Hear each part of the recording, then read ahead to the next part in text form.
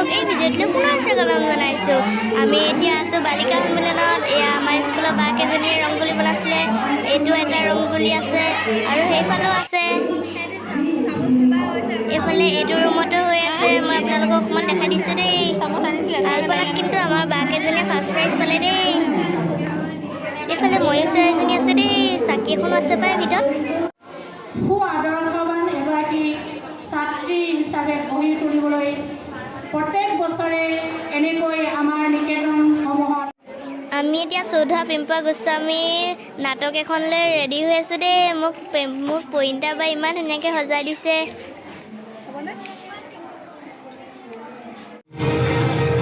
এয়া বালিকাবোৰে কিনো কৈছে আপোনালোকক মই দেখাই দিছোঁ দেই।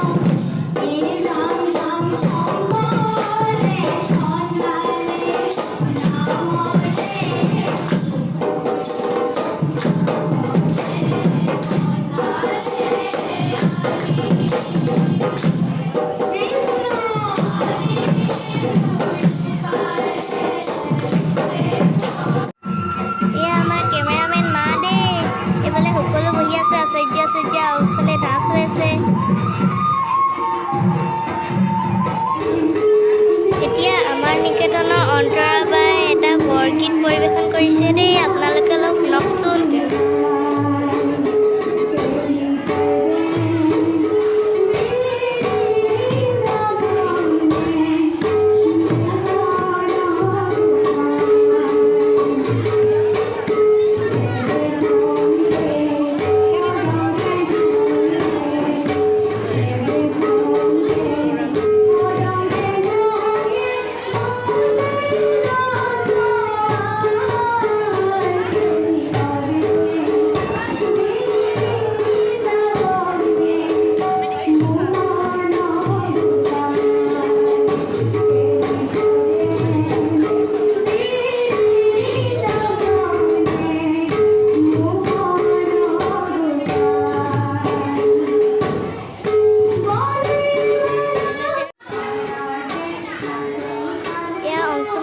খোল বজাইছে। আমাৰ নাটক আৰম্ভ হৈছে দেই। আপোনালোকে অলপ চাওকচোন।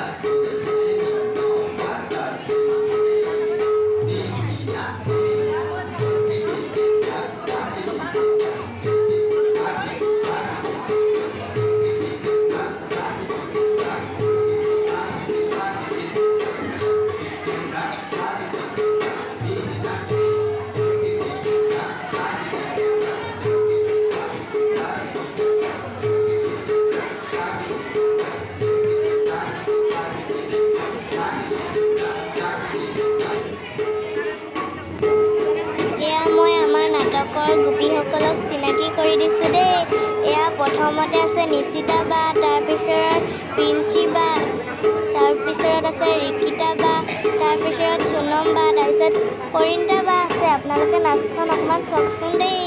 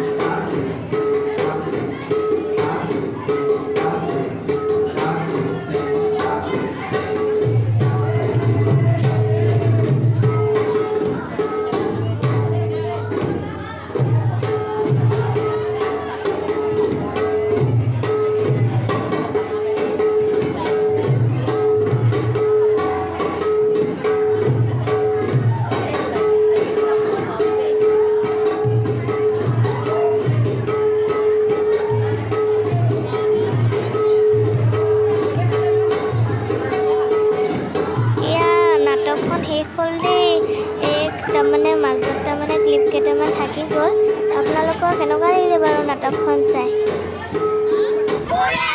আমাৰ উৎপাত চক্ৰ আমি কেনেকুৱা ফূৰ্তি কৰি আহিছোঁ আৰু গান গাইছোঁ নাচিছোঁ বাছখনত গান লগাব নোৱাৰি কাৰণে নিজে গাই গাই পূৰা ফূৰ্তি কৰিছোঁ আৰু প্ৰথম বালিকাঘাটলৈ গৈছোঁ কাৰণে বেছি ভাল লাগিছে আৰু আজি ভিডিঅ'টো ইমানতে সামৰণি মাৰিছোঁ যদি ভাল লাগে লাইক এটা কৰি দিব পাৰে।